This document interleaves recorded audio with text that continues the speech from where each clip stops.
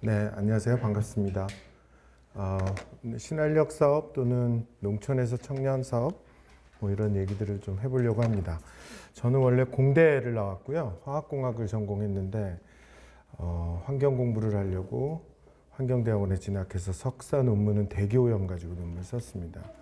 근데 또 생각이 바뀌어가지고 박사 논문을 유기농업 가지고 쓰게 됐고요. 그래서 박사학위를 받고 계속 농촌과 관련된 일을 지금 계속 해오고 있습니다.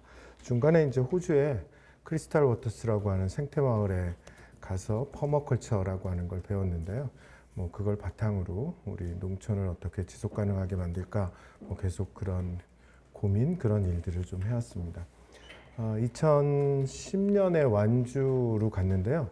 완주는 좀 들어보셨나요?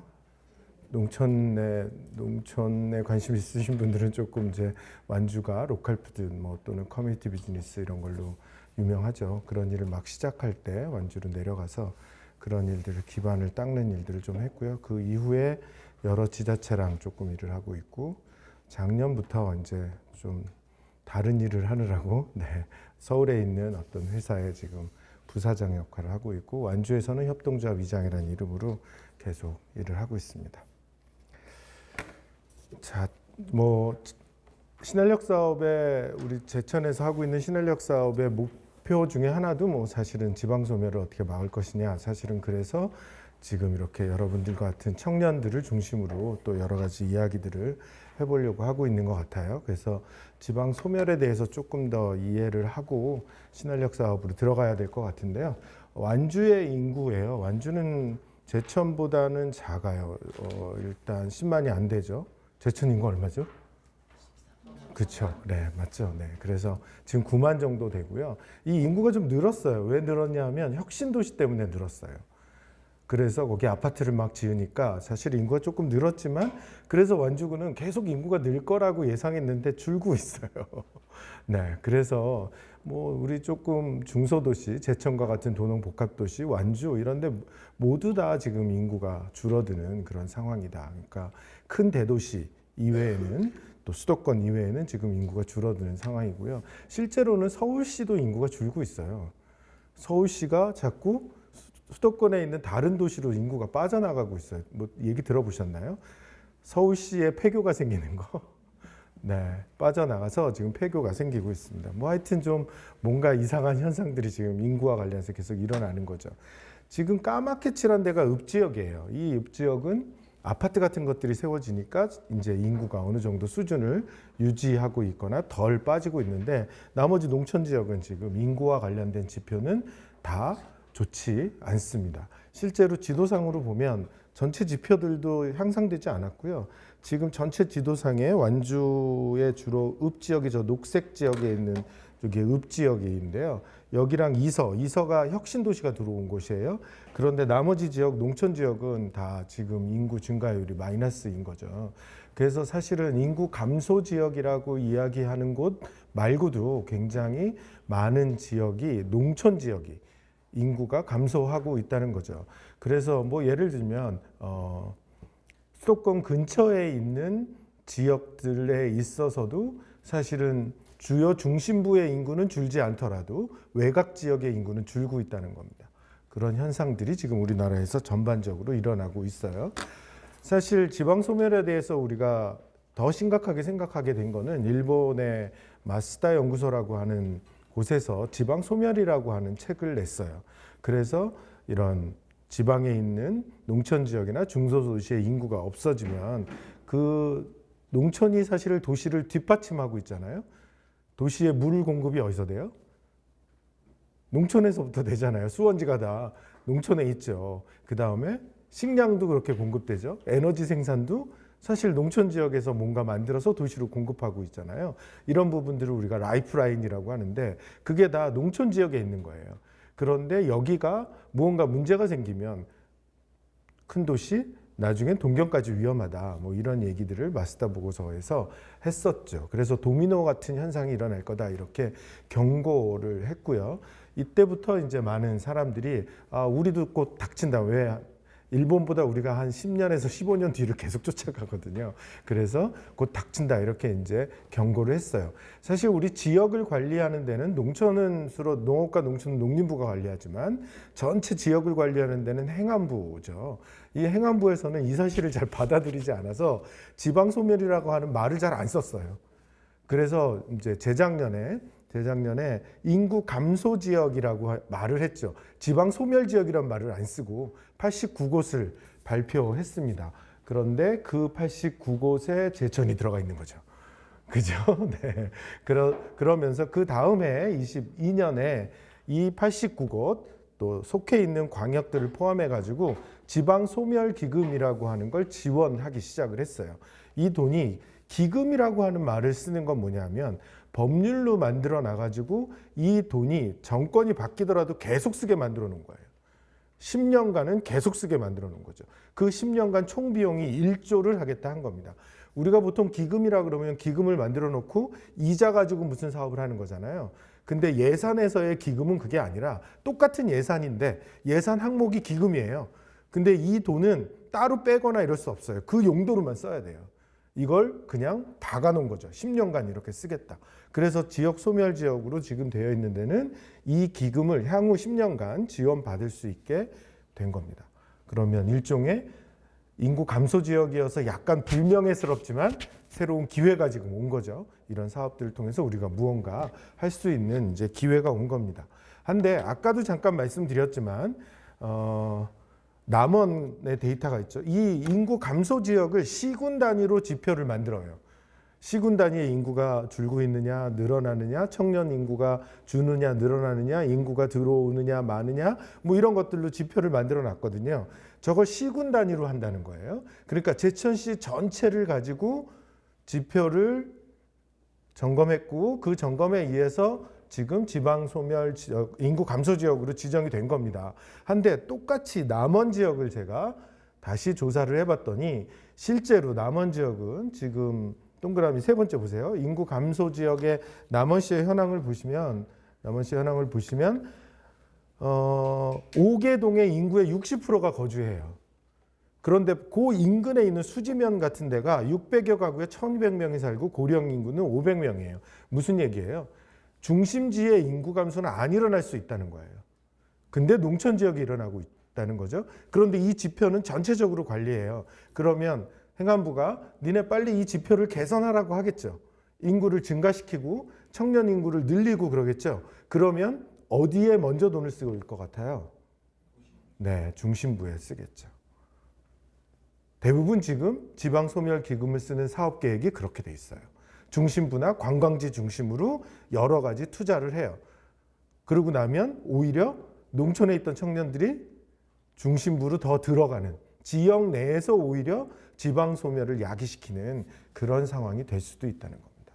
이 부분을 우리가 주의해야지 되는 거죠. 그러면 지방소멸이라고 하는 문제를, 근본적인 문제를 해결하지 못하는 거예요. 여전히 농촌의 인구들은 줄어들고, 농촌의 인구가 줄어드니까 기본적인 농촌의 사회 서비스는 돌아가지 않고 무언가 거기서부터 문제가 생기기 시작하면 그 문제가 제천시 전체 문제가 될 수 있다는 거죠. 이해되셨죠? 네. 그러면 지방 소멸 문제를 지금 행안부는 어떻게 바라보고 있냐면 경제적인 활력이 없는 걸로 바라보고 있어요. 그래서 무언가 산업을 일으키고 일자리를 만들고 또 그 일자리에 청년들이 와서 살 수 있도록 주거를 만들고 이렇게 하고 있거든요. 근데 지방 소멸을 조금 다른 측면으로 우리가 볼 필요가 있어요. 저렇게 낙후되면 어떤 문제가 생길까요? 인구가 점점 줄어들면 무슨 문제가 생겨요? 네, 맞습니다. 일종의 사회 서비스의 효율이 점점 떨어져요. 그러면 어떻게 돼요? 더 살기 어렵겠죠. 그래서 사람들이 자꾸 빠져나오게 되는 거예요. 그럼 이 문제를 경제 활력이라고 하는 측면으로도 한번 봐야 되지만 사회 서비스가 제대로 돌아가지 않는다라고 하는 측면으로도 한번 봐야지 된다는 거죠. 그죠? 그러니까 무슨 얘기냐면 어느 지역이든 우리는 죽어야 자유가 있는 나라죠. 그죠? 그런데 어느 지역에 살든지 간에 기본적인 의료 서비스 받아야 되고 기본적으로 나의 이동권이 보장돼야 되고 이래야 되는 거 아니겠어요? 근데 이 부분이 채워지지 않는다면 여전히 경제적인 활력만 가지고는 농촌 지역을 버티게 하지 못할 수 있다는 거죠. 예를 들어서 이래요. 내가 어디에서 어디 외곽에 있는 면에 살고 있는데 시내로 들어오는 교통은 편리하죠. 그죠?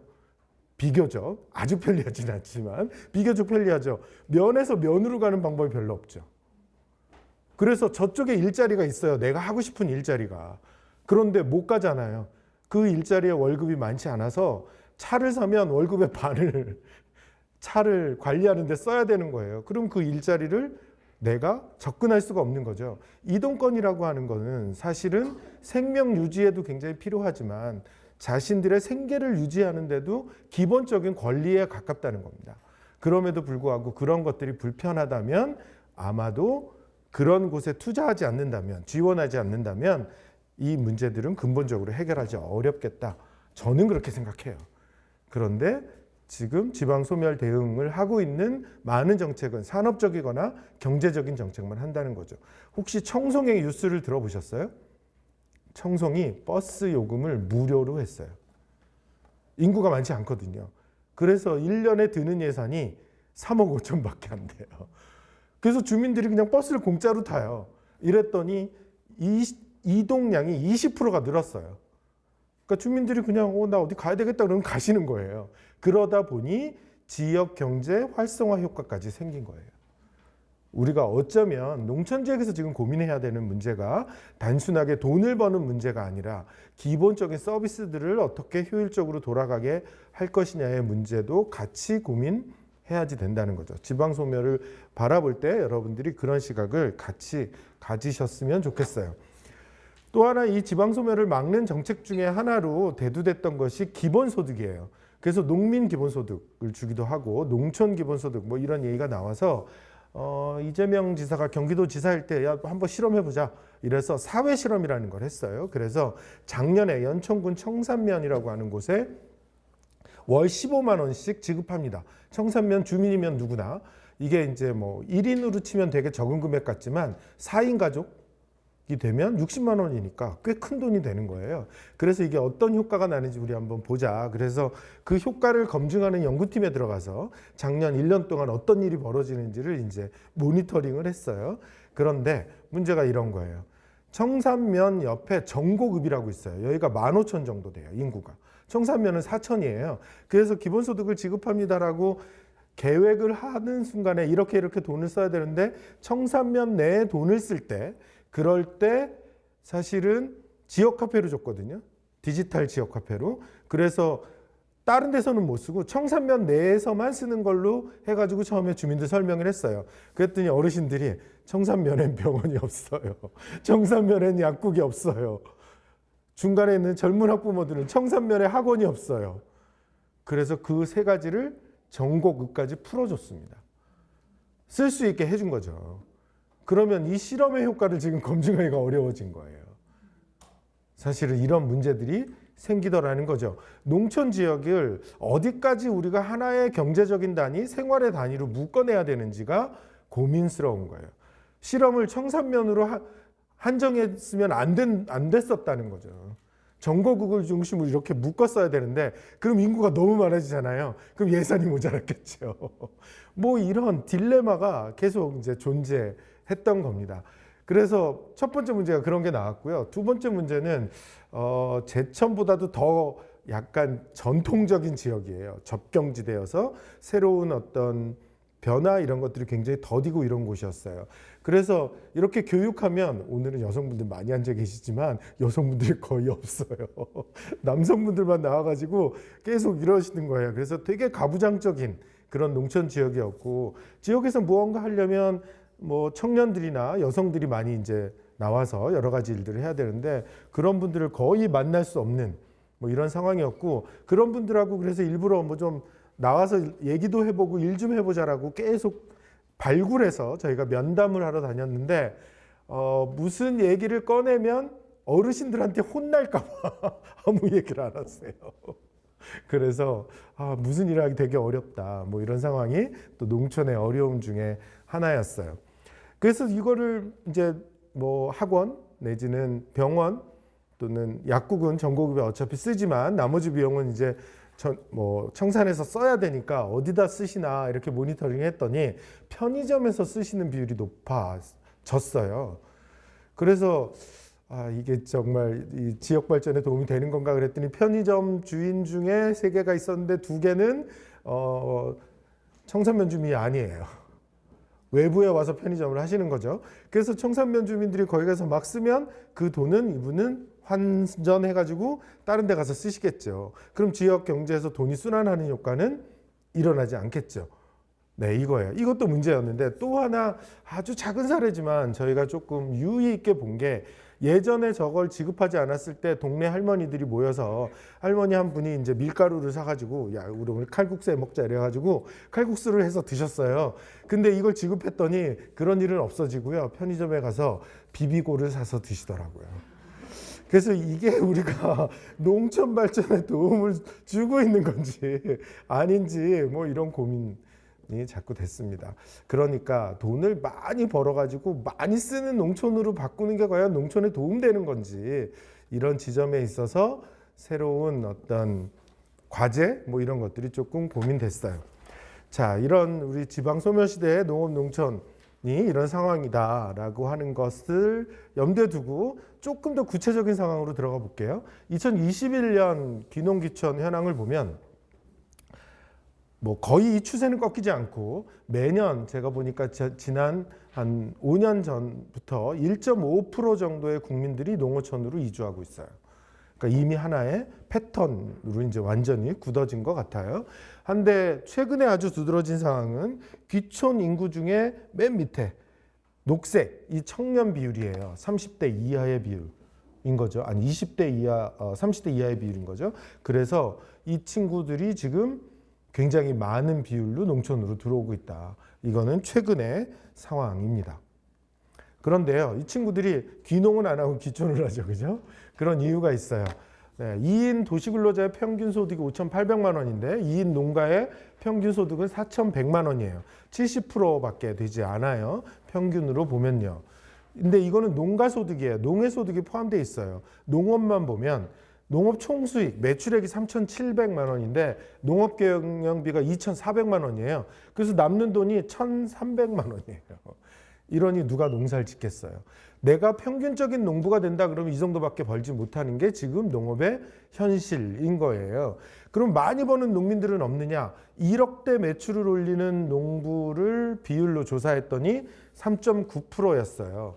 네, 전국 농부의 5등 안에 들어야 간신히 1억의 매출을 올릴 수 있어요. 이것도 매출이에요. 농업경영비가 빠지면 네, 또 5천 정도밖에 순수익이 안 되겠죠. 그러니 사실은 농사를 가지고 생계를 유지하기 어려운 게 통계 자료가 지금 바로 보여줍니다. 제가 거꾸로 이렇게 추적해가면서 산출을 해봤더니 한 4,600만 원 정도의 농업소득을 올리기 위해서는 밭작물을 한다고 하면 전남의 가장 싼 농지 가격을 대비하니 10억 원 정도를 투자해야 되고요. 주당 노동시간이 40시간을 넘어요. 그러면 이건 농사 지으러 농촌에 오지 말라는 거죠. 그죠? 네. 현황이 이렇습니다. 농사만 가지고 우리가 뭔가 해결하기 어려울 거다. 짐작하실 수 있겠죠. 농업 경제는 이렇게 분석을 합니다. 농업과 관련된 위에 부분 분석하고 밑에 농업 외 수입이나 가계 지출 포함해서 이제 같이 분석을 하는데요. 농업 부분 먼저 볼까요? 지난 30년간 농업 총수익은 파란색으로 변했어요. 조금씩 올라갔죠. 그 다음에 농업 경영비는 같이 따라서 올라갔어요. 두 개가 똑같이 따라가니까 주황색은 밑에서 기고 있죠. 네. 저렇게 같이 움직였다는 건 뭐겠어요? 물가에 따라 올라간 거예요. 그러니 농업 소득은 밑에 가라앉아 있는데 물가는 더 올라갔겠죠. 그러니 실질 소득은 올라가지 않았다. 지난 30년간 특별하게 농업 매출을 올리는 일도 일어나지 않았고 농업 경영비를 줄이는 획기적인 일도 일어나지 않았고 그래서 농업소득은 그냥 제자리이다. 인 거죠. 사실 어떻게 보면 농업 정책이 큰 실효를 거두지 못한 겁니다. 지난 30년간. 농가 전체로 볼게요. 양상은 지금 비슷하죠. 네. 그래서 지금 농가 소득도 밑에서 기고 있다가 최근에 조금 늘고 있어요. 농업소득은 제자리였는데 저 농가 소득이 늘고 있은 건 농업소득이 는 게 아니라 뭐가 늘었겠다? 농업 외 소득, 겸업소득이 늘었겠다. 짐작하실 수 있죠. 그죠? 네. 그래서 겸업소득 때문에 지금 농가소득이 조금 늘고 있는 추세로 보여요. 하지만 전반적으로 30년 동안 마찬가지로 획기적으로 농가소득을 높일 수 있는 일도 일어나지 않았고 획기적으로 농촌에서 가계주치를 줄일 수 있는 일도 일어나지 않았다. 인 거죠. 지난 30년간 농촌에 큰 변화가 없었다. 인 겁니다. 한데요. 지금 보시면 농업에 있어서 농가소득이 예전에 1982년 지금 돈으로 보면 약 1,000만 원 정도의 소득이었죠. 1,500 정도였죠. 근데 지금 얼마까지 됐냐 하면 5천에 가깝게 됐잖아요. 들어오는 돈이요. 가구에서 들어오는 돈. 그 다음에 쓰는 돈도 1,000만 원 정도에서 지금 어디까지 됐어요? 지금 3천이 넘었죠. 그죠? 이거 무슨 얘기예요? 점점 많이 벌지만 많이 쓰는 농촌으로 바뀌었다는 거예요. 예전에는 덜 벌면서 덜 썼는데 지금은 많이 쓰고 많이 벌고 많이 쓰는 농촌으로 변했다는 거죠. 이렇게 지금 농촌은 변화하고 있다는 거죠. 우리 농업이 그럼 농업에서 돈을 벌자 그러면 첫 번째 할 수 있는 방법은 뭐예요? 경지 규모를 늘리는 거죠. 그래서 농림부도 우리가 농업 경쟁력이 없는 건 경지 규모가 작기 때문이라고 생각했고 그래서 경지 규모를 늘리는 정책을 썼어요. 그래서 저리로 농지를 살 수 있는 돈을 빌려주고 그래서 계속 넓혀라. 그래서 전문화해라. 대규모화해라. 뭐 이런 방식으로 계속 농민들을 지원했죠. 그 결과 2006년까지 경지 규모가 늘었어요. 그런데 이제 늘지 않아요. 점점 줄어요. 왜 줄까요? 왜 줄까요?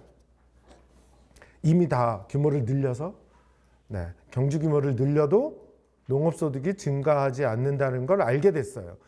경지 규모가 늘었을 때 농업소득이 늘려면 전제 조건이 있거든요. 그 전제 조건이 뭘까요? 네, 인건비가 커요. 인건비가 싸야 경지 규모를 늘렸을 때 농업소득이 늘어나죠.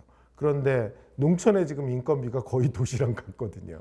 그러다 보니 경지 규모를 늘려도 농업 노동의 특성상 한 시기에 노동이 집중되죠. 한 작목만 심었다면 두 사람, 한 사람, 두 사람이 농사 짓는 노동력을 그 시기에 동원할 수 없다면, 감당할 수 없다면 사람을 사야 돼요. 그렇다 보니 규모를 늘려봐야 실제 소득은 올라가지 않는다라고 하는 걸 농민들은 체감하고 있고 그래서 경지 규모는 지금 줄어들고 있습니다. 그러면 농촌에서 돈이라도 적게 들어야 되는데 실제로 적으냐 하는 거죠. 실제 평균은 하늘색과 파란색 보시면 적게 나와요. 한데 저도 농촌에 살았기 때문에 이게 현실과 조금 다른데 그래서 분해해봤어요. 40대 4인 가구 분해해봤어요. 40대는 농촌이 40대 가구죠. 훨씬 더 지출이 많아요. 그리고 4인 가구는 거의 비슷해요. 농촌에 산다고 지출이 획기적으로 줄지 않는다. 도시 가구에 어쩌면 많이 쓸 수도 있다는 거죠. 아이 키우는 젊은 부부들은 사실은 아이들 등교시키고 이러려면 차 2대 써야 되죠. 도시가스 안 들어오죠. 난방비 많이 쓰죠. 뭐 최근에는 도시가스 비용 올라가지고 큰 차이가 안 날 수도 있는데요. 아무튼 난방비 단열 안 되고 이러면 굉장히 많이 들죠. 그다음에 교통수단 잘 없죠. 뭐 여러 가지 이런 조건들 때문에 지출이 크게 줄지 않습니다. 사실 그러다 보니까 농촌에서도 자기가 특별한 노력을 하지 않는 한 지출을 많이 줄일 수 없는 상황인 거죠. 그러니 농촌에서 농가경제 대안이 별로 없어요. 근데 이 대안을 현실적으로 어떻게 극복하고 있냐 봤더니 바로 겸업이에요. 전업농가 비율이 계속 떨어지고 있고요. 그리고 이 비율이 지금은 21년에는 60% 정도가 됐는데 이것도 내가 생각한 것보다 또 되게 높다. 훨씬 더 겸업을 하고 있을 것 같은데 그래서 이것도 세대별로 다시 통계 자료를 분석을 해봤어요. 30대 이하 막 농사를 짓고 있으니까 전업 비율 그래도 높은 축에 속하죠. 농사를 아마 배우고 있어서 그런 것 같아요. 60세 이상 농사를 계속 지어왔고 다른 일 어쩌면 자녀들도 다 키우고 이래서 도전할 필요 없으니 계속 농사 짓고 계신데 30세부터 60세 이하까지는 전업 비율이 50% 이하입니다. 웬만하면 다 다른 일을 하고 있다는 거죠. 이미 현장에서는 농사만 가지고 생계를 유지할 수 없다. 그래서 겸업을 하고 있다는 겁니다. 이 부분에 주목해야 된다는 거죠. 무슨 얘기예요? 농림부의 정책은 전업농 중심으로 되어 있습니다. 그런데 이제는 겸업으로 농사 짓는 사람들도 지원을 해야 된다인 겁니다. 그분들이 계속 지속적으로 농사 지을 수 있게 만들어야 된다는 거죠. 그러지 않은 한 이제 농업 쪽에도 별로 대안이 없다는 거죠. 사실은 전업농가들은, 젊은 전업농가들은 농사를 망치면 어떻게 해요? 한 3년 망치면 모아놓던, 귀농했던 젊은 사람들 모아뒀던 다 쓰고 어떻게 해요? 다시 도시로 돌아가죠. 하지만 귀농하신 분들 중에 겸업을 하신 분들은 농업을 포기하지 않아요. 기본적인 생계가 유지되면 또 농사를 짓는다는 겁니다. 겸업농이 어쩌면 농업을 지킬 수도 있다는 거죠. 사실은 그래서 이제 우리 정책이 조금 전환을 해야지 될 것 같습니다. 사실 이렇습니다. 귀농을 하는 논산 유명한 게 뭐예요? 네, 딸기죠. 그래서 논산에서는 계속 딸기로 귀농하라고 계속 해요. 딸기가 단위 면적당 매출액이 높은 작물이에요. 그래서 한 200평 하우스 하나에 2천만 원 정도 매출이 생깁니다. 그럼 계산이 되질 않아요. 1,000평 정도의 하우스 5개 하면 1억 정도 매출이 올라올 거고 한 5천 정도 수익이 생길 수 있다. 예측이 되니까 젊은 귀농인들이 많이 진입을 합니다. 한데 딸기 농사가 18개월 농사예요.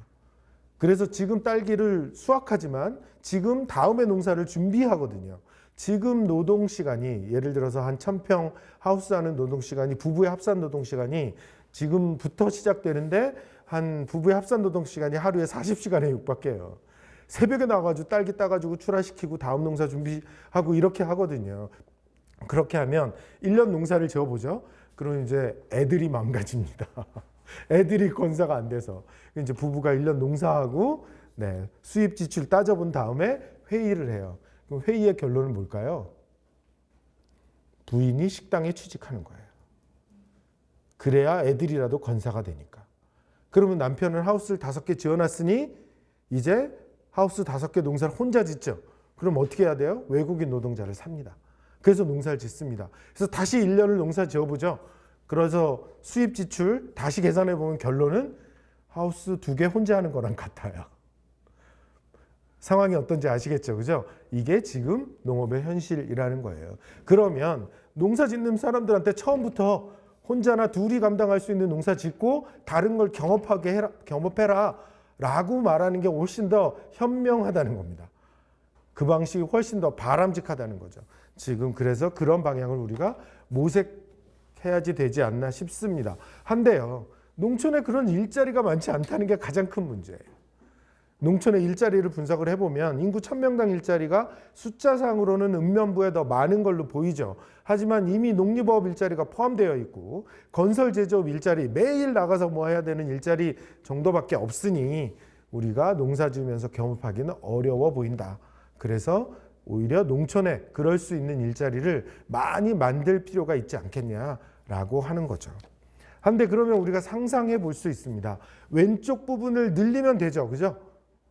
그럼 돈이 많이 들어올 거 아니에요? 그죠? 오른쪽 부분을 줄이면 되죠. 자, 그러면 우리가 농업총수익을 늘리는 거 한계가 있다라고 얘기했고 농업교육비 가계지출 줄이는 것도 여러 가지 시도는 하셔야 됩니다. 하지만 저것도 일정 수준 되면 더 안 돼요. 사실은. 가계지출 줄이는 방법이 뭐예요? 자발적 가난을 선택하시는 거잖아요. 제가 어디죠? 상주에 가가지고 어느 면에 가서 귀촌하신 주부들을 모아놓고 막 이거 하면서 자발적 가난을 선택하시는 방법이 있습니다. 그랬더니 그분들이 막 화를 내시는 거예요. 나 이미 10년을 했어. 더 이상 못해. 막 이러시는 거예요. 어느 정도 하면 더 이상 못 나가죠. 자, 그렇다 그러면 이제 우리 상상해 보자는 거죠. 겸업 일자리가 지금 대안으로 생각하고 있어요. 그러면 농촌 지역에서 어떤 사람의 겸업 일자리가 이를 만들 수 있는데 그렇게 해서 만들어진 상품의 가격이 싸진다면 다른 사람한테는 지출을 줄이게 되겠죠. 이해되셨죠? 그죠? 주민 A한테는 일자리가 되지만 주민 B는 지출을 줄일 수 있는 거예요.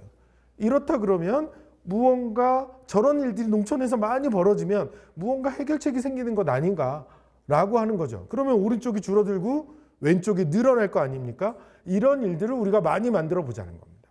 그러면 농촌을 다시 활성화시킬 수 있지 않을까라고 하는 거죠. 상주의 그 주부들한테 제가 갔던 이유는 뭐냐면 누군가가 제빵 기계를 주셨대요.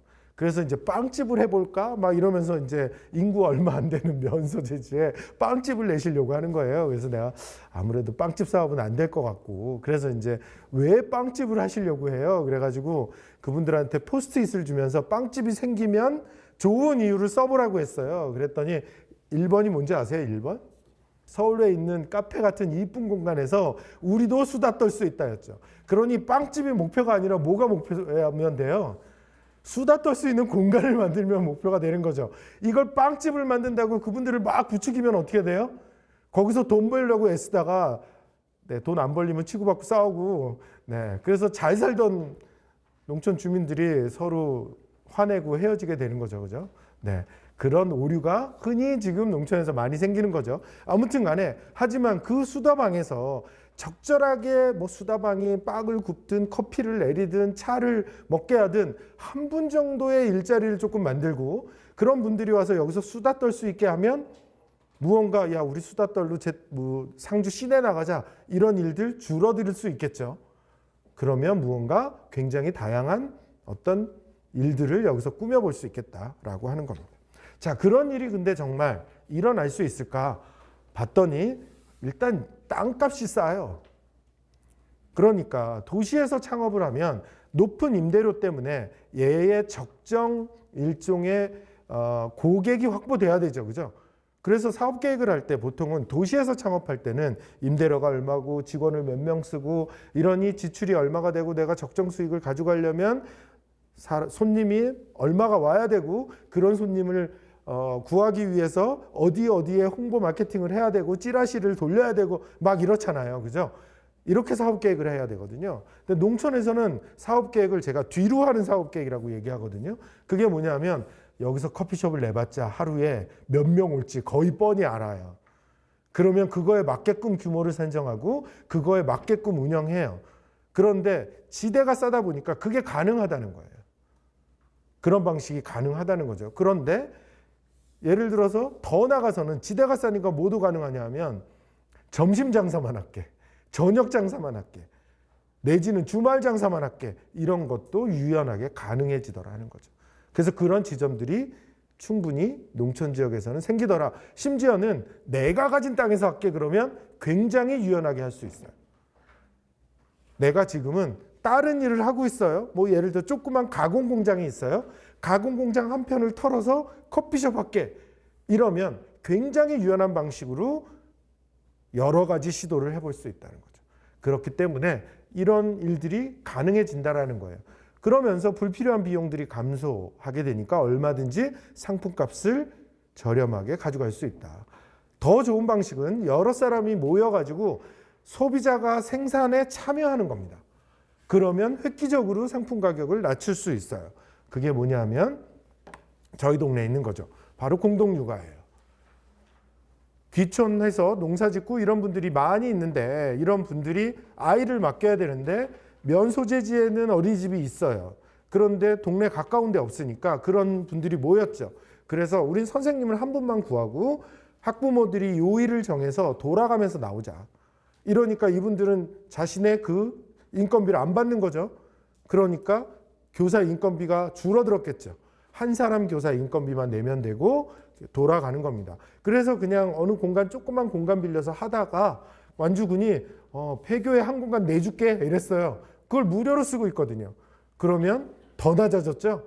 이렇게 하면 그 상품 가격을 훨씬 더 낮출 수 있다. 그러면 다른 주민들한테는 지출을 줄이는 효과를 내게 된다라고 하는 겁니다. 자, 이런 방식.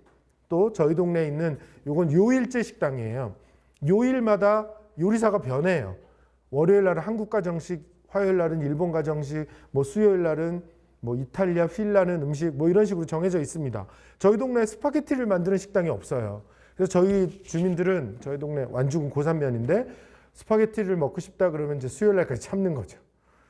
그래서 저 식당에 갑니다. 그래서 스파게티를 먹는 겁니다. 그래서 스파게티를 먹으러 가면 저기 앉아 있는 사람들은 저 월요일 날 요리사가 데려온 사람들.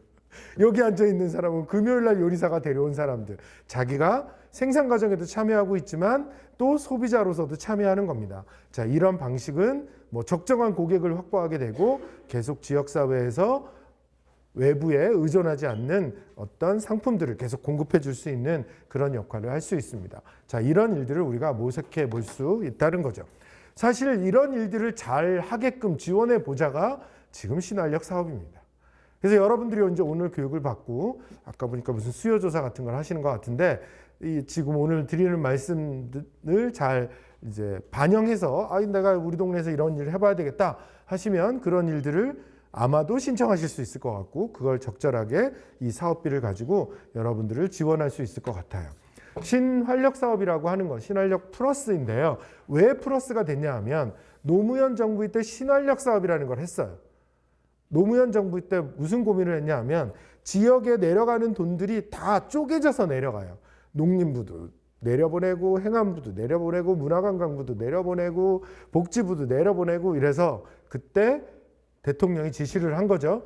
야, 그걸 왜 그렇게 내려보내냐. 그냥 한꺼번에 다 모아보자. 그래서 한꺼번에 쭉 예산들을 다 모아봤어요. 그랬더니 예산을 낙후한 지역에 쓸 수 있겠다라고 판단이 된 거죠. 그래서 전국에 인구 감소, 뭐 재정 자립도 이걸로 뒤에서부터 이렇게 뒤에서부터 순번을 매겼어요. 그래서 70개 지역을 선정을 했습니다. 그 70개 지역에 대해서 3년간 30억씩 최대 3번까지 최장 90억을 지원하겠다. 이렇게 해서 신활력 사업이라고 하는 것을 집행해 봤습니다. 근데 이제 문재인 정부가 들었으니까 농림부가 문재인 정부의 입맛 맞는 사업을 뭔가 하나 해야 되겠다. 이래가지고 사실은 그냥 발빠르게 움직여서 옛날 했던 신활력 사업에 플러스만 붙여가지고 급하게 만들었어요. 이래서 이제 그 사업에 제천 씨가 지원을 받게 된 거죠. 근데 옛날 신활력 사업과 이게 내용이 조금 달라요. 조금 이따도 구체적으로 말씀드리겠지만, 목적은 이렇습니다. 지역에 산정한 유모형의 자원과 민간 조직을 활용한 특화 산업을 육성하고 공동체를 활성화하는 이런 일들을 하는데 뒤에 뭐라고 돼 있어요? 추진 주체 및 활동가 등 인적 자원 양성에 초점을 둔다. 이렇게 돼 있죠. 이게 그전 신활력 사업과 완전히 다른 거예요. 그전 신활력 사업은 저기 있는 특화 산업을 육성해서 일자리를 만들어라 이렇게 돼 있었어요. 그래서 무언가 테마를 잡고 그 테마와 관련된 사람들한테 보조금을 주면서 하여튼 매출을 일으키고 일자리를 만드는 것 중심으로 이 사업을 추진했던 거죠. 한데 그 사업을 하고 나서 전문가들이 평가를 해봤거든요. 특화 사업이 남아있는 지역이 몇 개 없어요. 90억을 썼는데 그게 남아서 계속 잘 돌아가는 지역이 없어요. 그런데 그럼에도 불구하고 없어졌던 지역에 남아있던 건 사람이 남았거나 조직이 남았더라. 그래서 이번 신활력 플러스 사업은 조직과 사람을 육성하는데 초점을 두자 이렇게 전환했던 겁니다. 심지어 막 이렇게 얘기해요. 저희가 심사를 가면 이게 중앙계획지원단 이래가지고 중계단이라고 하는 전문가 풀을 만들어놨는데 저도 이제 그 소속인데 가면 그냥 오프코드 이야기로 성과 하나도 안 내도 돼요. 상품 만드는 거 이런 거 안 내도 좋습니다. 막 이렇게 얘기해요. 지역에 막 내려가서. 이거는 조직 잘 만드시고 그 조직이 이 사업이 끝나더라도 계속 존재해서 이런 일들을 지역 내에서 계속 할 수 있으면 그것만으로도 우리 전문가들은 성과를 봅니다. 이렇게 까놓고 얘기합니다. 그래서 거기에 초점을 맞추고 있다라고 하는 거가 방점을 찍히고 있는 겁니다. 그래서 민간 주체를 만들어라 라고 하는 게 1번에 나와 있고요. 그 다음에 추진단을 운영하라 라는 게 2번째 나와 있고 그 다음에 3번째가 그런 사업들을 발굴하고 추진해봐라 이렇게 돼 있습니다. 저게 1번이 아니라는 거예요. 저게 우선순위가 저쪽에 가 있다라고 하는 거죠. 자, 그래서 여러분들한테 이제 지원할 수 있는 건 저런 상품들을 개발하거나 사업을 준비하거나 또는 기존에 있던 장비, 시설들이 안 돌아갈 때 그런 것들을 개선하거나 그 다음에 여러분들이 지속적으로 모여가지고 어떤 활동들을 할 수 있는 공간을 만들거나 이런 사업들을 지금 추진하고 있습니다. 그래서 대부분 신활력 사업에서는 일종의 중간 지원 조직이나 주민들이 보다 더 자유롭게 쓸 수 있는 공간 같은 걸 만드는 사업들을 하드웨어 사업으로 하고요. 그리고 하드웨어 사업을 일정 부분 이상 못 쓰게 돼 있어요.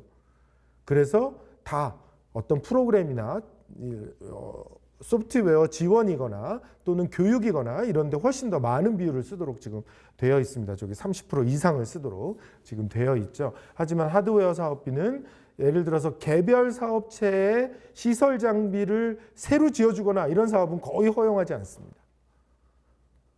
그래서 많은 지역에서 공용으로 쓸 수 있는 그런 어떤 공간 같은 것들을 만드는 그런 사업들을 많이 추진하고 있습니다.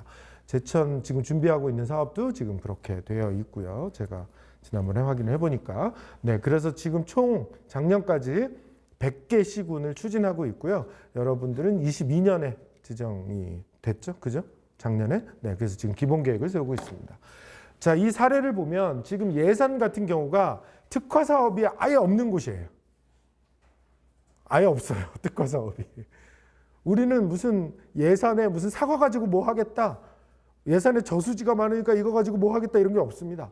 그냥 예산이 그동안에 마을 만들기, 사회적 경제 이런 걸 많이 했는데 이걸 모아가지고 그래가지고 지속적으로 앞으로도 이런 활동할 수 있는 여러 가지 기반을 만들겠다. 이렇게 사업 계획을 했고요. 그래서 그럴 수 있는 사람들을 발굴하고 교육하고 그럴 수 있는 플랫폼을 만들고 그러면서 그런 플랫폼을 지원할 수 있는 여러 가지 기반을 갖추겠다 이런 세 가지 사업으로 되어 있어요. 그리고 이 사업을 잘 운영해서 예산군이 상도 받았습니다. 그래서 기존의 사업 틀하고 완전히 다르다라고 하는 거죠. 여주시 같은 경우는 로컬 푸드 플랜 중심으로 사업을 합니다. 이거는 약간의 테마가 있는 사업이죠. 그죠? 그래서 보시면 먹거리를 기획 생산할 수 있는 농민 조직들을 육성하고 그 관계 시장을 만들기 위해서 여주 시민들한테 먹거리를 팔 수 있는 그런 시장들을 자꾸 만들어내고 그런 시장에 시민들이 와야 되니까 그 시민들이 지역에 있는 농산물이 더 좋구나라고 하는 걸 알 수 있도록 그런 사업들을 만들어서 이제 여주에서 생산하는 먹거리가 여주시에 더 많이 팔리고 또 여주의 공공급식, 뭐 어린이집이라든지 학교급식이라든지 이런 데 들어갈 수 있는 그런 준비를 하겠다. 그렇게 지금 되어 있습니다. 전국에서 신활력 사업으로 굉장히 많은 비중이 이 푸드플랜과 연결해서 하는 사업으로 많이 지금 추진하고 있어요. 왜냐하면 농림부가 푸드플랜을 하라고 계획은 하라고 해놓고선 사업비를 안 주거든요. 그러니까 신활력 사업하고 붙여서 하는 지역이 지금 굉장히 많이 있습니다. 자, 그런데 이게 아까 말씀드렸지만 영월군 같은 데가 가까운 곳이잖아요. 영월군 같은 데가 테마를 가지고 한 사업이에요. 그래서 영월군이 박물관 도시 뭐 이렇게 돼 있잖아요. 그죠? 그래서 이 박물관 하겠다 그러면 신활력 사업을 가지고 막 보조금을 줬어요. 그런데 그래서 물론 성공한 지역으로 알려져 있죠. 신활력 사업이 비교적 다른 데에 비하면 성공한 지역으로 알려져 있어요. 한데 이 사업과 아까 거 사업을 보시면 되게 다르잖아요. 그죠? 네, 이렇게 개인한테 보조금을 주면서 특정 사업 분야를 육성하는 사업이 아니라는 거예요. 이거가 굉장히 차이가 있다는 거죠. 이 차이를 염두에 두시고 이를 이제 뭐 지원을 하시거나 하시면 좋을 것 같습니다. 신활력 사업의 가장 큰 특징은 추진 주체를 민간 조직으로 육성하라고 해서 지금 이런 구조를 만들어 놨어요. 농림부가 돈을 줍니다. 그 돈은 누구한테 줘요? 지자체, 제천시에 줍니다. 여태까지는 그러면 제천이 직접 집행하죠. 농림부가 예산을 주면. 근데 이 사업은 지자체가 집행할 수 없다. 이거를 추진위원회에 한시적으로 위임해라. 이렇게 지침에 나와 있어요. 예산은 제천시가 받지만 이걸 어떻게 쓸 것이냐의 권한을 추진위원회에 위임했습니다. 근데 추진위원회는 상시적으로 돌아가는 조직이 아니에요. 회의할 때만 모이고 일종의 의회와 같다고 보시면 돼요. 신활력 사업의 의회이다. 결정권을 가지고 있다. 한데 그러다 보니 이걸 누군가 실무적으로 일을 해야 되니까 사업단을 만들어라. 그리고 그 사업을 구체적인 사업을 계획하고 추진하는 것을 대행할 수 있게 하는 거죠. 추진위원회가 사업단한테 대행하는 겁니다. 한데 그 사업단이 실무적으로 잘 운영되려면 지자체가 도와줘야 되거든요. 그래서 지원해라. 뭐 공간을 만들어 준다든지 예를 들어서 당장 민간 조직이 없다 그러면 계약직 공무원으로 채용해가지고 인건비를 지원한다든지 이런 방식으로 지원해라. 이런 구조로 되어 있습니다. 그래서 중심은 제천시가 아니다. 추진위원회다. 라고 하는 거죠. 그리고 실무는 추진단이 하는 거다. 이에요.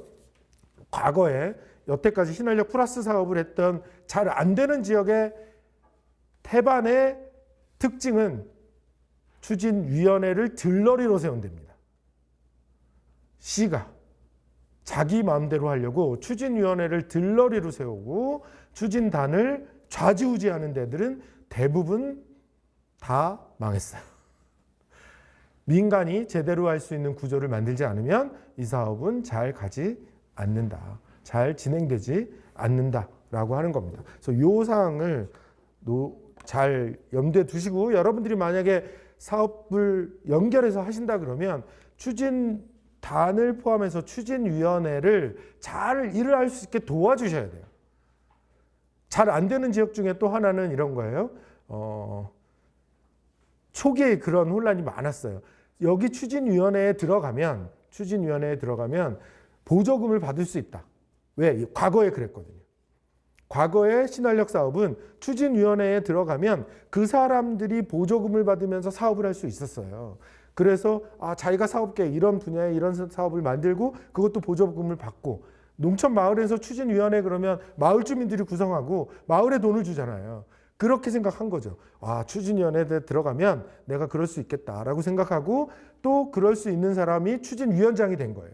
예를 들면 어느 지역 같은 경우가 맥주를 테마로 가지고 있는데 지역의 맥주를 만드는 조그만 기업의 사장이 추진위원장이 된 거죠. 그러니까 무슨 사업을 결정하면 많은 사람들은 의심의 눈초리로 보죠. 자기 좋으라고 하는 사업 아니야? 이렇게 이제 눈초리로 보게 되는 거예요. 그럼 이제 지역 주민들이 흔들기 시작하죠. 네, 그래서 추진위원장이 몇 번씩 바뀌고 이래갖고 주저앉은 지역도 있습니다. 그래서 두 가지죠. 행정이 민간 주체를 믿고 이 사업을 해야 되고 민간 주체가 지역사회의 신뢰를 가지고 이 사업을 추진해야 된다라고 하는 거가 이 신한력 사업의 가장 중요한 포인트이긴 합니다. 근데 이게 말은 쉬운데요. 어렵다는 거죠. 그래서 되게 추진하기 어려운 상황입니다. 행정에서는 저런 이슈들이 있어요. 이런 부분들은 여러분하고 크게 관련이 없어서 조금 넘어갈게요. 그래서 예비계획 단계에서 행정이나 민간에서 해야 될 일, 기본계획, 지금 기본계획 단계니까 기본계획 단계에서 해야 될 일, 시행 단계에서 조금 초점을 가져야 되는 것, 이런 것들이 지금 여러분들이 주의해야 될 지역인데요. 이것도 이제 그냥 한번 보시면 될 것 같아요. 그래서 신한력 사업은 나중에 추진위원회나 추진단이 없어지는 게 아닙니다. 이 사업이 끝나더라도 추진위원회가 무슨 역할을 하거나 추진단이 계속 사업을 할 수 있게 기본계획에 넣도록 하고 있어요. 그래서 제천시도 지난번 사업계획을 보니까 그렇게 준비를 하고 있습니다. 그래서 이 조직이 끝나는 게 아니라 예산이 없어졌다고 끝나는 게 아니라 제천시에서 여러분들이 어떤 사업을 하더라도 계속 관계를 맺으면서 사업을 할 수 있도록 지금 되어 있습니다. 네, 추진위원회, 추진단 이것도 쭉 보시고 이제 여러분한테 이제 해당이 되는 건 이 액션 그룹이에요. 이제 여러분들을 아마 청년 액션 그룹으로 이제 만들어야 되는데요. 왜 액션 그룹이라고 얘기를 했냐면 여러분들이 해야 될 일들을 여러분들이 제가 뭔가 저랑 몇 명이서 창업할게요. 그래서 그 창업하시는 분들한테 그래 카페 만들어봐. 그 돈을 직접 지원하기 어렵다는 거예요. 이 사업은. 네. 그래서 뭔가 장비를 사주고 이거는 심사위원들이 가급적 꼭 필요하다면 모르지만 그러지 말라고 이야기를 해요. 왜? 그러면 우리가 카페를 하겠다고 하는 사람들이 있으면 그 사람들 다 액션 그룹으로 묶는 거예요. 그리고 그 액션 그룹이 공동으로 필요한 사업은 지원할 수 있어요. 이제 이해하셨죠? 그죠? 옛날에 신한력 사업은 누군가가 뭐 하겠다 그러면 그걸 그냥 보조금으로 지원했어요. 근데 신한력 플러스 사업은 그걸 자제하도록 지금 하고 있다는 거예요. 안 된다는 아니에요. 하지만 자제하도록 하고 있다. 왜? 예전에 그렇게 줘봤더니 다 개인 사업화 되더라는 거예요. 자기 재산으로 되더라. 그래서 지금 하는 사업은 일종의 공동체 자산으로 남겨야 된다. 그래서 그렇게 요청하고 있는 겁니다. 그래서 여러분들한테는 액션 그룹에 참여하실 기회를 드리는 거고, 그 액션 그룹이 모여서 예를 들어서 우리가 치유 농업을 해야 되겠다라고 하면 치유 농업과 관련되신 분들이 모여서 제 치유 농장 지원해 주세요. 이건 안 돼요. 안 됩니다. 한데 그 치유 농업 하시는 분들이 다 같이 도움을 받을 수 있는 무언가가 있다. 그럼 그건 가능하다는 거예요. 예를 들면 제천 터미널 앞에, 제천역 앞에 치유 농업 농장을 알려줄 수 있는 안내센터를 만들겠다. 이건 된다는 거예요. 이해되셨죠? 무슨 말인지. 제천시 전체 치유농장을 알려주는 홈페이지를 만들겠다. 이거 된다는 겁니다. 내 홈페이지 만들어주세요는 안 된다는 거예요. 이제 이해하셨죠? 네, 이 부분을 염두에 두고 여러분들이 고민하셔야 돼요. 그래서 그렇게 사업을 하도록 돼 있어서 액션 그룹이라고 하는 표현을 쓰고 있다. 라고 하는 거죠. 이거 왜 중요하냐면 그렇게 만들어 놓은 거는 치유농장이 남아있는 한은 공동체 소유이죠. 치유농장이 더 생겨도 누가 더 이걸 이용할 수 있죠. 무임승차가 가능하다는 거예요. 한 사람한테 지금 이 예산이 누구 홈페이지를 만들어주면 그 사람이 치유농장 하다 망해요. 그럼 그 예산 빵이 된 거죠. 성과는. 그죠? 하지만 액션그룹이 모여가지고 치유농장 홈페이지를 만들었으면 한 사람은 망해서 없어졌지만 새로운 사람이 계속 들어온다면 이놈은 계속 남아있죠. 네, 그래서 이걸 요구하고 있는 겁니다. 그래서 그 부분을 고민하시면서 여러분들이 이렇게 사업에 들어오시면 돼요. 그래서 모든 우리 농림부가 하는 지원 사업에는 수익 사업에 지원을 하면 자부담을 하셔야 돼요. 예를 들어 아까 같이 카페를 하겠다. 치유 농장들이 모여가지고 제천 시내에다가 뭐 치유 카페를 하겠다. 이것도 생각해 볼 수는 있죠. 거기서부터 왔던 분들이 다른 치유 농장을 찾아갈 수 있게 안내센터 겸 이런 걸 하겠다 할 수 있습니다.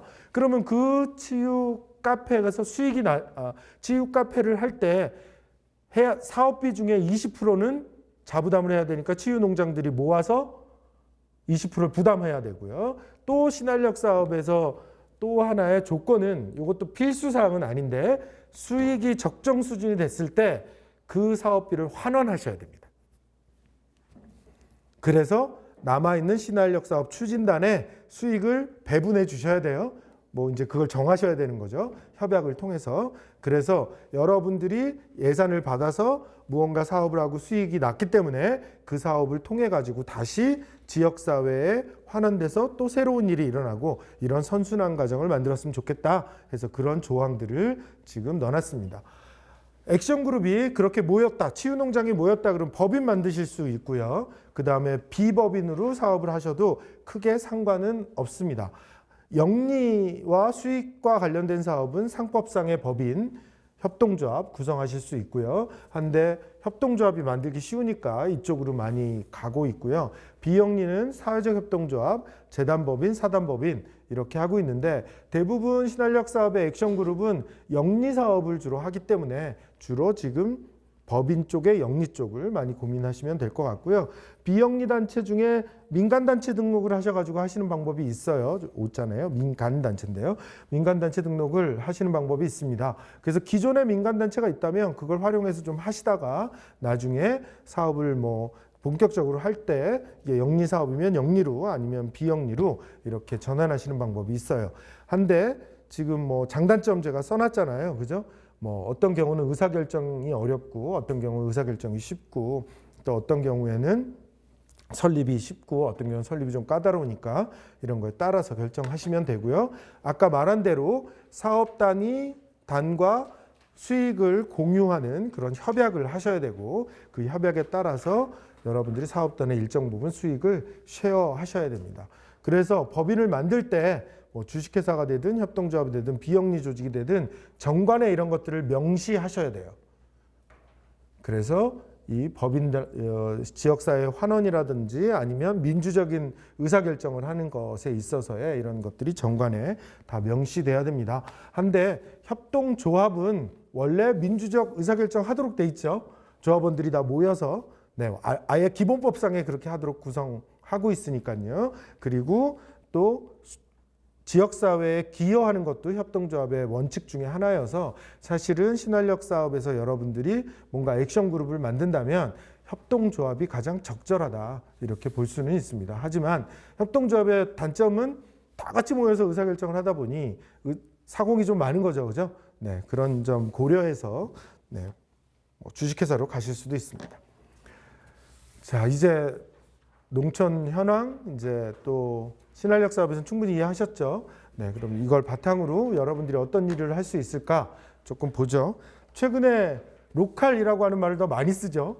네, 농업, 농촌 이런 말보다 로컬 많이 써요. 그래서 뭐 굉장히 로컬 푸드에서부터 시작해서 로컬이 붙은 단어들이 많아졌고요. 또 지역에서 막 지역 이름을 단 맥주들도 막 나오고요. 지금 뭐 지역의 잡지, 책, 뭐 또 지역의 뭐 로컬 크리에이터 그래서 뭐 이제 이런 지원도 있고 또 뭐 워케이션 이런 말이 있어서 사람들이 뭐 흔히 로컬이라고 하는 거에 관심을 많이 가지고 있죠.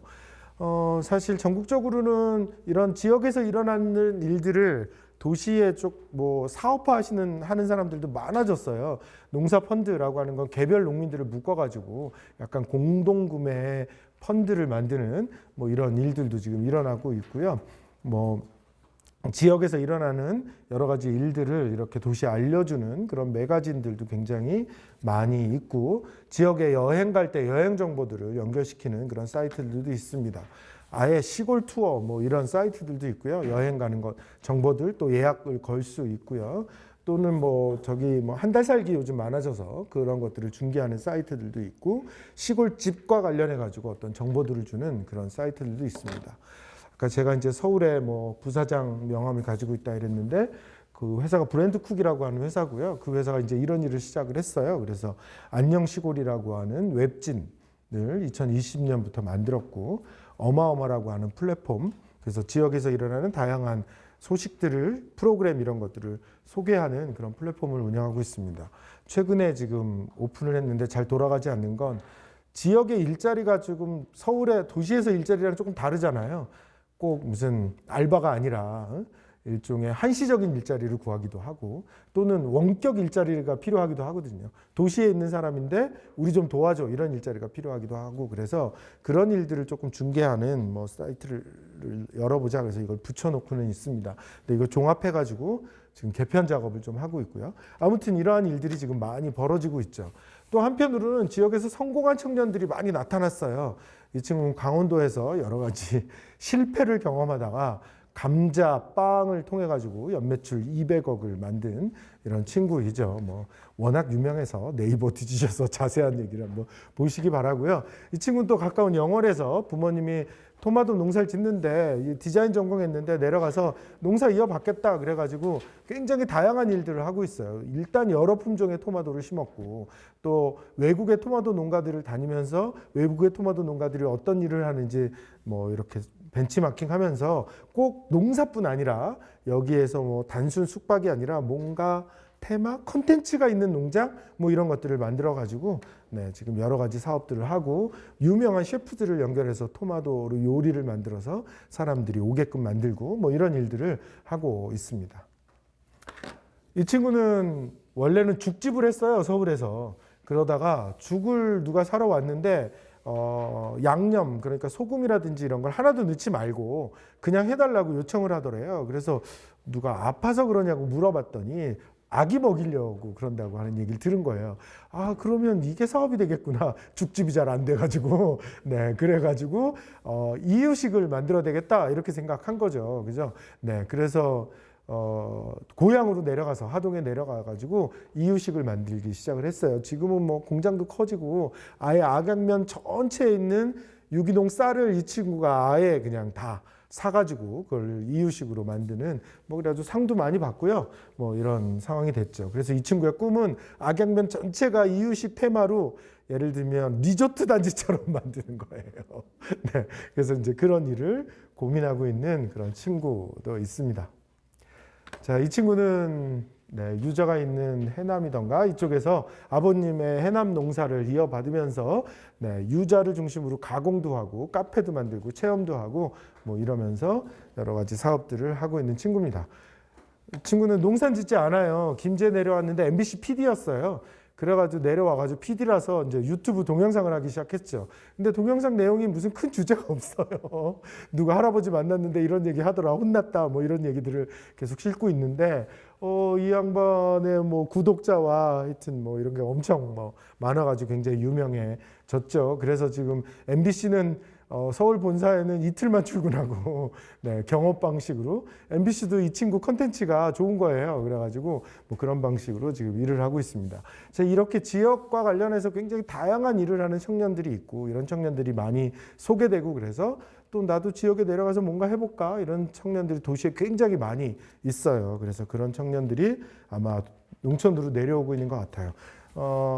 행안부가 청년마을이라고 하는 사업을 했는데 이게 목포에 했던 사업이에요. 그래서 괜찮아 마을이라고 하는 걸 만들어서 목포 원도심에 있는 낙후된 건물들을 빌려가지고 워낙 이제 행안부가 사업비를 7억을 줬거든요.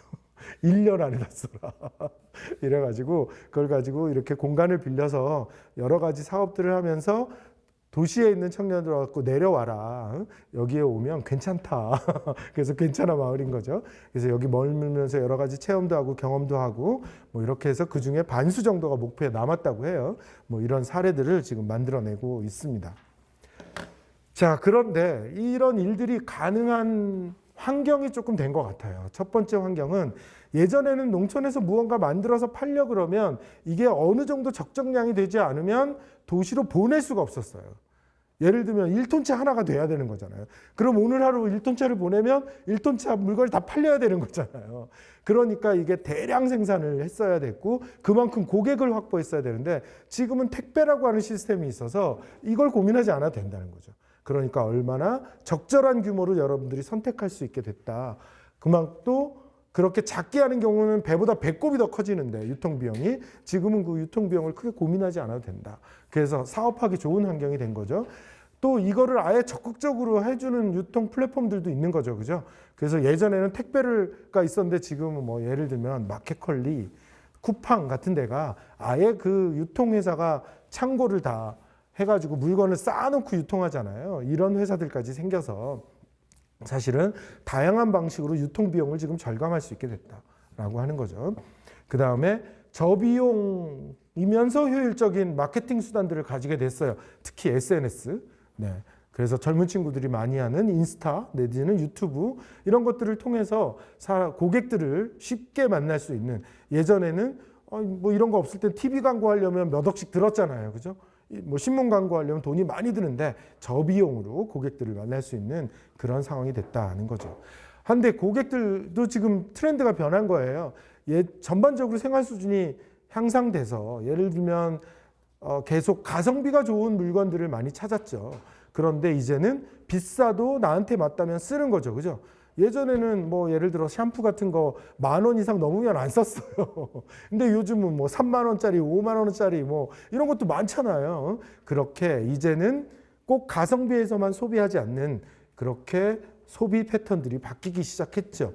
또 개인의 개성이나 취향을 존중하는 그런 문화적 분위기가 있어서 예전에는 뭐 정말 그 예전 시대에 제가 어렸을 때 시대에 3만 원짜리 샴푸 쓰면 너 미쳤냐 이런 소리를 듣지만 지금은 그렇더라도 누가 뭐라고 안 하잖아요. 그죠? 이런 문화적 분위기가 됐고 또 그런 걸 그냥 나는 이거 써봤더니 좋더라. 머리 안 빠지더라. 이런 거를 뭐 다 드러내고 얘기하고 이런 것들 또 사람들이 비슷한 취향을 가진 사람들이 응원해주고 뭐 이런 일종의 분위기가 됐다는 거죠. 그래서 이런 것들이 맞물려 있는 것 같아요. 코로나를 겪으면서 사실은 이렇게 도시에 모여 사는 게 맞나? 전염병에 취약하게 되니까 이런 고민들을 하게 됐고 건강 안전에 대한 우려 때문에 좀 한적한 시골로 가서 살아볼까? 이런 생각을 하는 사람들이 점점 많아졌고 더군다나 비대면 근무 환경이 만들어졌죠. 그죠? 뭐 재택근무 이런 것들이 가능해지니까 점점 그런 생각들을 많이 하게 된 것 같아요. 아예 그래서 뭐 트렌드 코리아에 보면 작년이 러스틱 라이프라고 하는 걸 내세웠어요. 러스틱이라고 하는 말이 촌스러움이란 뜻이잖아요. 촌스러운 생활을 사람들이 더 좋아하게 됐다라고 하는 게 아예 라이프 스타일로 변하게 된 거죠. 그래서 청년들 용어로 쓰면 촌스러운 걸 힙하게 생각하는 것 같아요. 네, 이렇게 지금 변하고 있는 것 같습니다. 이 문화관광연구원에서 만든 2003년 문화관광 트렌드 뭐 10개를 했는데 6가지가 로컬이에요. 그래서 이제 뭐 거의 대세구나, 로컬이 뭐 이렇게 볼 수 있을 것 같아요. 아까 말한 대로 이미 많은 사람들이 지역으로 오고 있고 또 이 중에 청년들이 많이 오고 있어서 뭐 이런 3가지가 이제 이렇게 여러 가지 지역에서도 뭔가 하기 좋은 그런 환경이 됐다, 이렇게 볼 수 있습니다. 한데 아까 말씀드렸던 청년들의 사업들을 이렇게 유심히 살펴보면 일단 특징들이 있어요. 공통점 첫 번째, 지역의 고유성들을 연결하고 있어요. 예를 들어서 충청도 가서 감자빵 했으면 안 되겠죠. 그죠? 강원도여서 감자빵, 이걸 사람들이 오 하고 다시 보게 된 거라는 거예요. 이렇게 고유성들을 가지면서 그걸 가지고 무언가 사업을 하고 있다는 거죠. 한 가지만 하지 않아요. 농사만 짓지 않는다는 거예요. 농사를 하면서도 뭐 카페를 한다든지 3차 산업에 도전한다든지 이런 일들을 하고 있다는 거죠. 한 가지에 올인하지 않는다라는 거고요. 여기에 사회적 가치가 내재돼 있어요. 그걸 홍보합니다. 예를 들어서 영월에 아까 토마토 하고 있는 친구는, 이 친구는 토양, 유기농업을 하고 있고 그래서 토양을 잘 만드는 거에 집중해요. 그래서 그 얘기를 자신의 농장 이야기에 다 담겨 있습니다. 상품만 좋아요가 아니라 저는 흙을 살립니다 라고 하는 다른 가치들을 심고 있어요. 그래서 이런 특징들을 지금 하고 있는 지역의 사업들이 다 가지고 있죠. 한데 한편으로 보면요. 그래서 성공하려면 이런 요소들을 가져야 되는데 다 성공할 수 있을까요? 청년들이 지역에서 창업한다고 또 다 성공해야만 하는 걸까요? 아까처럼? 네, 꼭 그런 것 같지는 않아요. 그래서 뭔가 지역에서 청년들이 성공하지 않더라도 지역에 좀 살 수 있는 뭐 이런 것들을 좀 같이 고민했으면 좋겠다 하는 거죠. 성공하는 청년들뿐 아니라 그런 친구들도 있으면 좋죠. 그죠? 하지만 그냥 성공하지 않더라도, 아까처럼 성공하지 않더라도 지역에서 잘 살면 좋겠다. 뭐 이런 생각도 같이 해보면 좋을 것 같아요. 근데 이런 일이 잘 여태까지 일어나지 않았어요. 그 원인 중에 하나는 이겁니다. 오늘 제가 오다가 뉴스를 봤더니 전주 한옥마을에 관광객이 작년에 1,000만을 넘었대요. 1,200만이 됐대요. 그래서 또 전주시는 대대적으로 홍보를 했어요. 뭐 그랬다 하면서. 그 한옥마을의 핫한 사업이 저거예요. 한복대여점. 근데 제가 도시재생 일할 때 저희 옆 동네에서 저 한번 세보자 그래서 세봤거든요. 몇 개쯤 있을 것 같아요? 한옥마을에? 그냥 여러분 예측하건데. 네, 제가 세봤는데 200개가 넘었어요. 그러니까 한복 대여점만 하는 데는 그 정도 숫자일 텐데 카페랑 겸하고 액세서리랑 겸하고 여기까지 다 쳤더니 200개예요. 가면 저런 거 입으세요?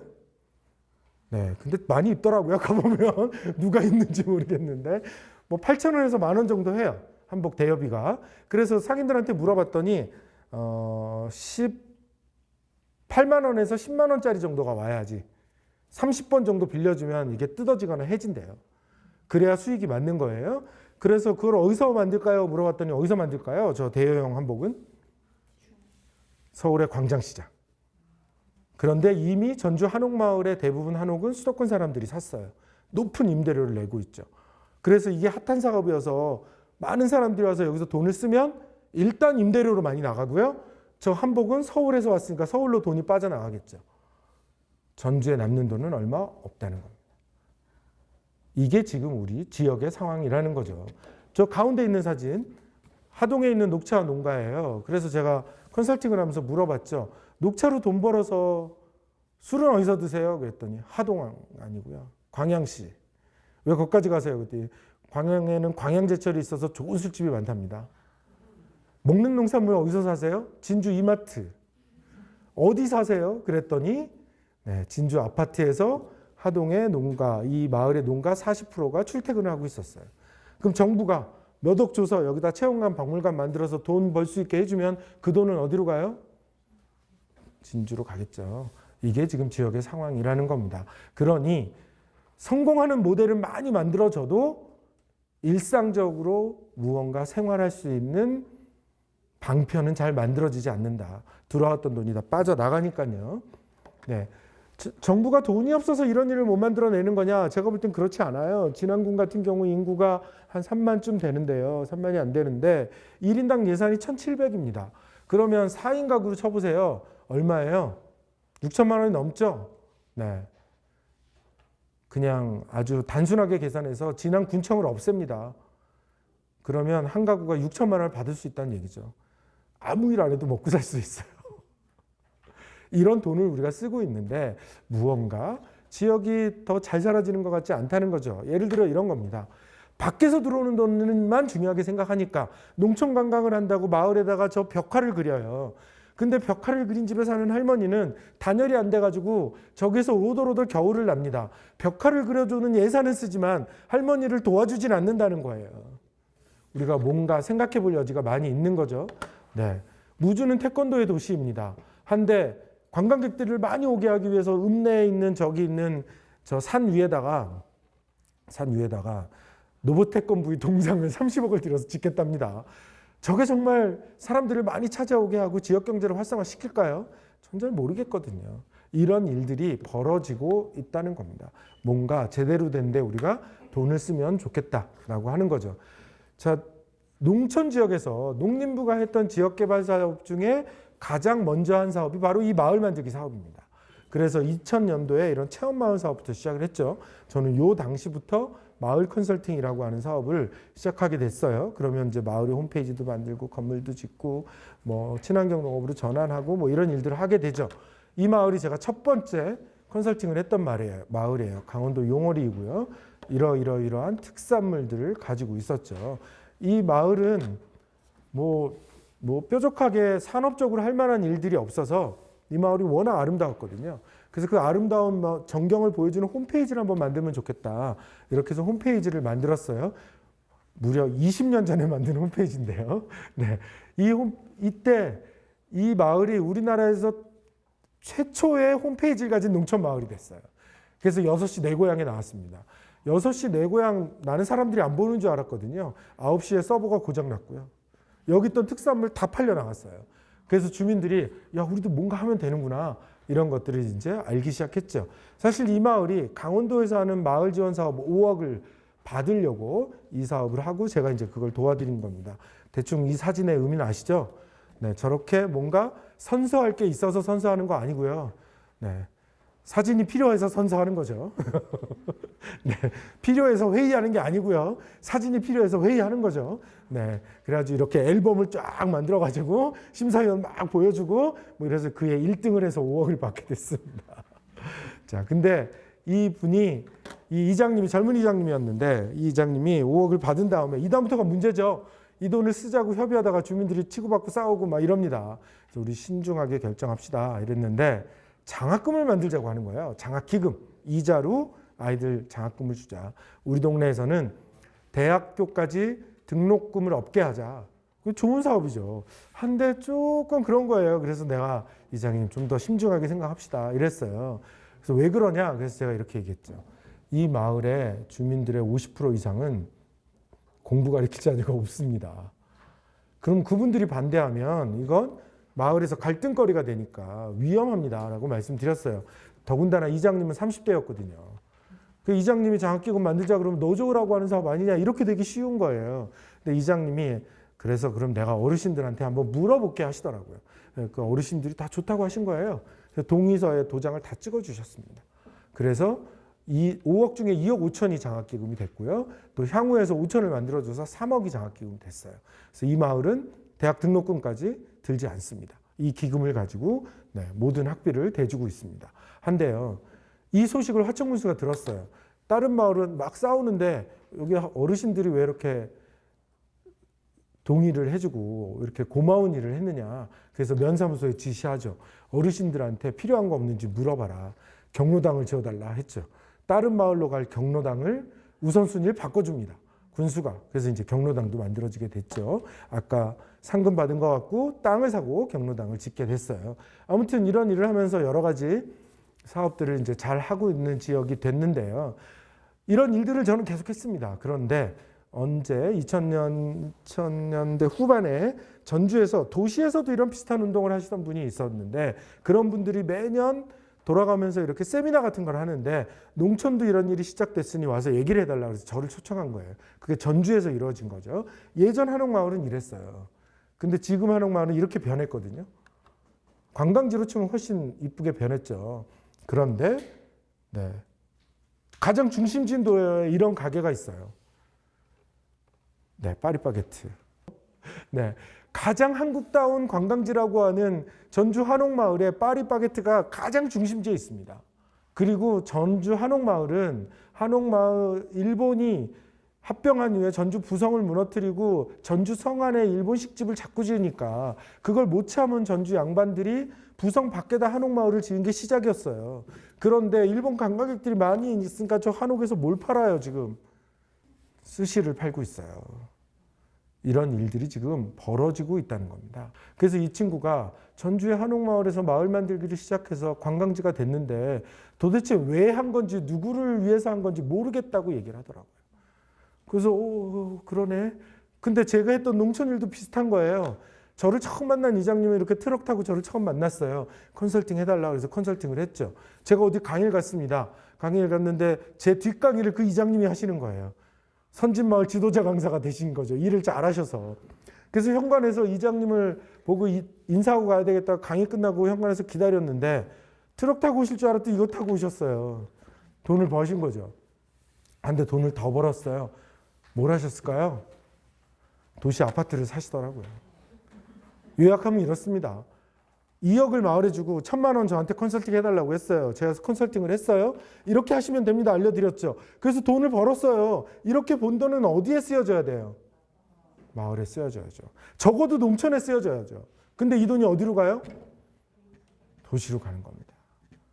그래서 제가 만들려고 한 것은 뭐였냐? 밑빠진 독이었던 거예요. 그걸 10년을 한 거죠. 이거 더 해봤자 소용이 없구나.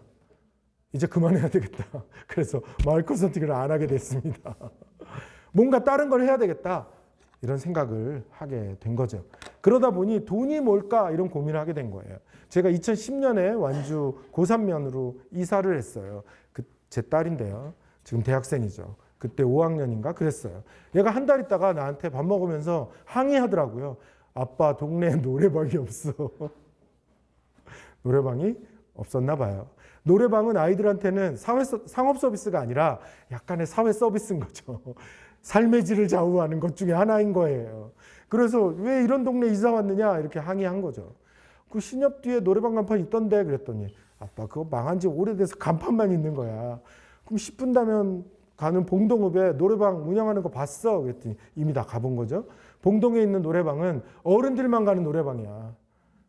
낮에 문도 안 열어 이러더라고요. 자, 문제가 생겼네요. 지역에 노래방이 없다는 게 지역사회 문제예요. 노래방을 어떻게 해야 돼요, 그러면? 만들어야죠? 네. 어떻게 만들어요? 어떻게 하면 될까요? 마을에 그냥 갖다 놓는다. 네. 흔히 나오는 답이죠. 애들 절대 안 갑니다. 어르신들 계신데 거길 가겠어요? 안 가죠. 두 번째 답은 학교에다 노래방기를 갖다 놓는다. 학교를 빨리 탈출하고 싶은데 거기 앉아가지고 노래를 부르겠습니까? 애들이 원하는 건 있죠. 네. 간섭하는 어른 없고 이렇게 방도 막히고 뭐 시꺼멓고 뭐가 돌아가고 이래야 되잖아요. 그런 노래방을 만들어야 되죠. 제일 먼저 할 일은 뭐예요? 그건 조금 뒤에. 공간을 찾아야죠. 유력한 공간을 찾아낼 수 있어요. 어딜까요? 망했던 노래방. 뭔가 남아있겠죠. 가구가 남아있든 파티션이 남아있든 그거 쓸고 닦고 재활용하면 된다 이렇게 생각하면 되겠죠. 오랫동안 비어있었으니까 건물주를 만나면 유리하게 협상이 가능할 겁니다. 그러겠죠. 그럼 이제 사업 계획을 할 수 있어요. 돈이 얼만큼 든다. 이 다음 할 일은 뭐예요? 그 돈을 모아야죠. 어떻게 모으면 돼요? 어떻게 모아요? 어떻게 모아요? 방을 붙여야죠. 동네에. 딸한테 항의받는 아빠들 좀 모여봅시다. 그러니까 아빠들이 모이겠죠. 그럼 제가 설명하는 거예요. 돈이 이만큼 듭니다. 그러면 몇 아빠가 그 십시일반해서 좀 해보자. 으쌰으쌰해서 돈이 모여졌겠죠. 네, 그래서 막 해요. 근데 문제는 항상 나중에 돈이 모자라요. 예상외의 지출이 생기죠. 노래방 기계를 못 사요. 그럼 어떻게 해요? 그때 신활력 사업을 이용하는 겁니다. 네, 그때 이용하는 거죠. 아까까지 과정에 액션 그룹을 만드는 거예요. 그때 신활력 사업에서 노래방 기계 좀 사달라 이러면 되는 거죠. 자, 그럼 노래방을 운영해야죠. 누가 운영할까요?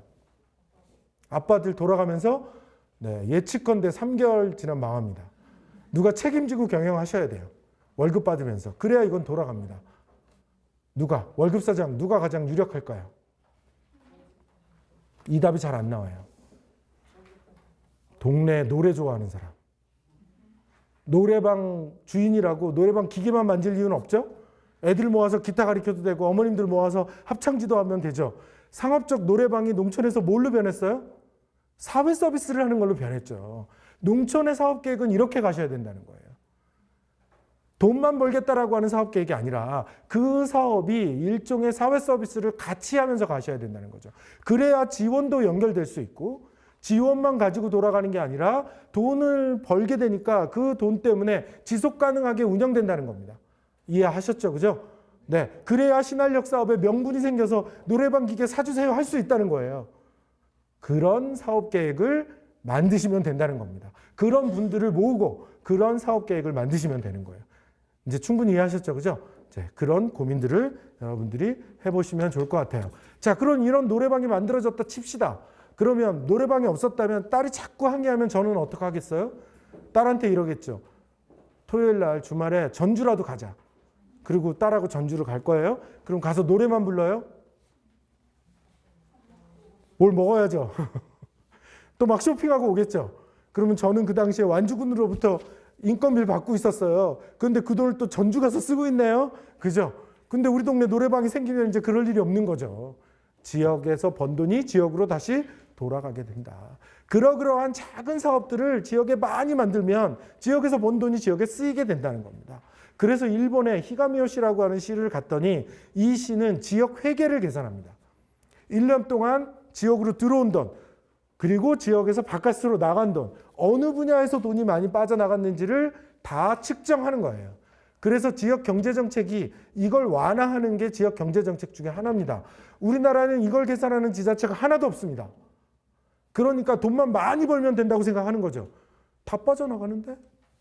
벌면 뭐예요? 돈이 돌면 뭘 만들어요? 돈이 돌아야 일자리가 만들어집니다. 그러겠죠. 그죠? 새로운 걸로 일자리 만드는 건 정말 어려워요. 하지만 우리가 일상적으로 쓰는 일들을 밖에서 큰 도시 가서 구한 거를 우리 지역에서 만들어내게 되면 그 돈이 순환하면서 일상적인 일자리가 만들어진다는 겁니다. 어렵지 않은 일자리, 누구나 접근할 수 있는 일자리가 만들어진다는 거예요.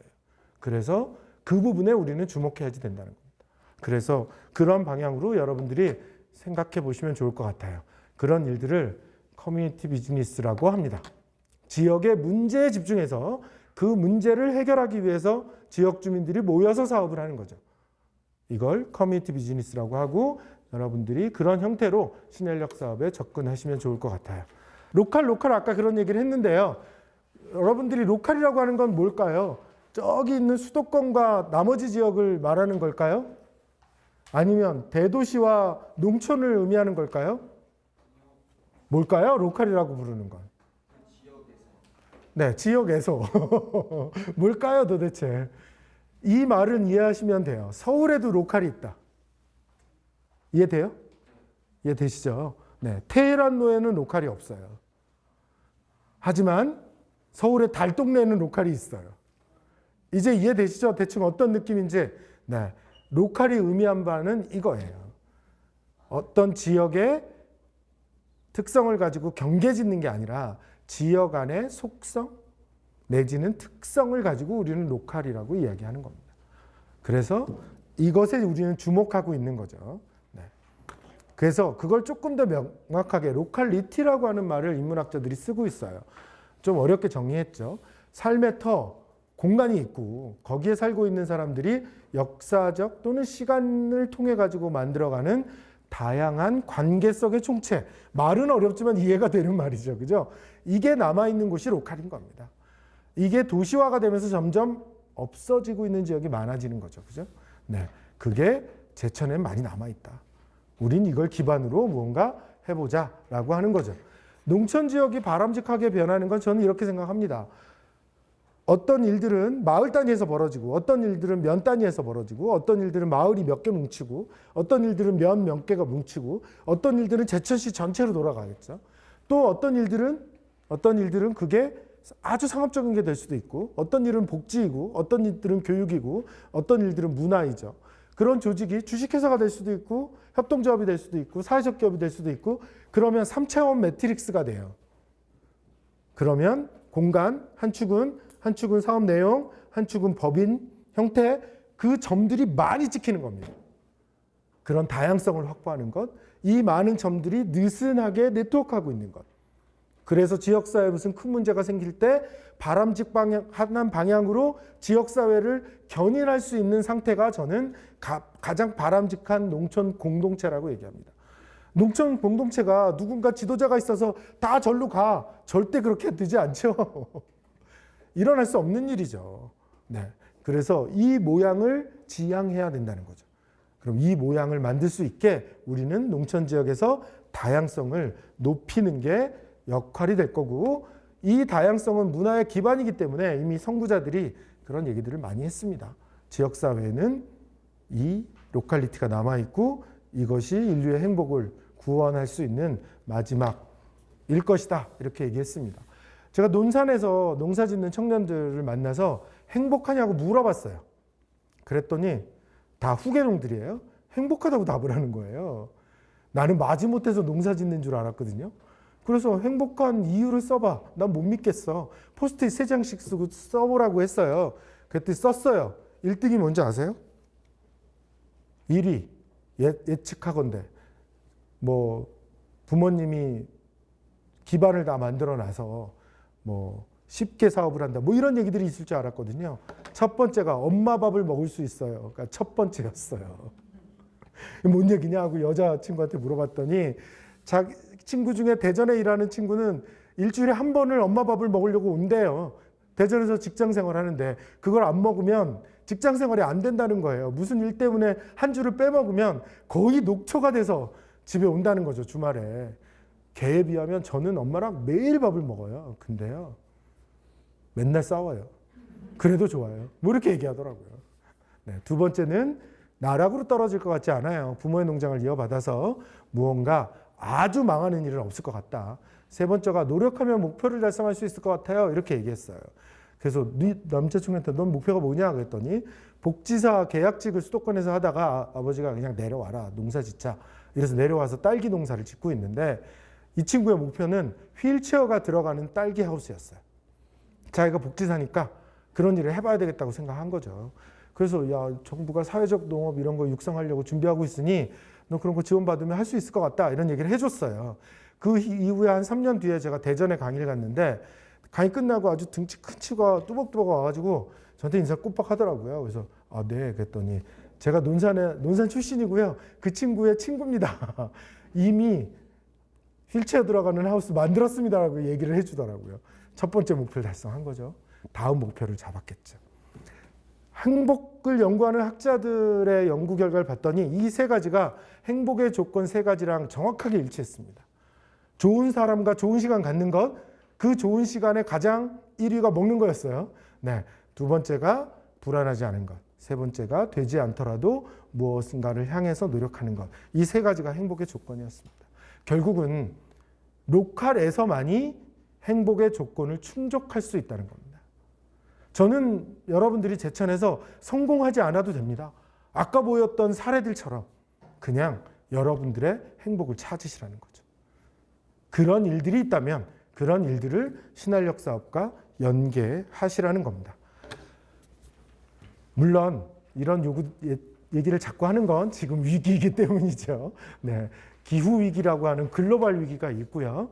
네, 또 식량 위기가 우크라이나 전쟁을 하면서 네, 또 같이 연결되어 있습니다.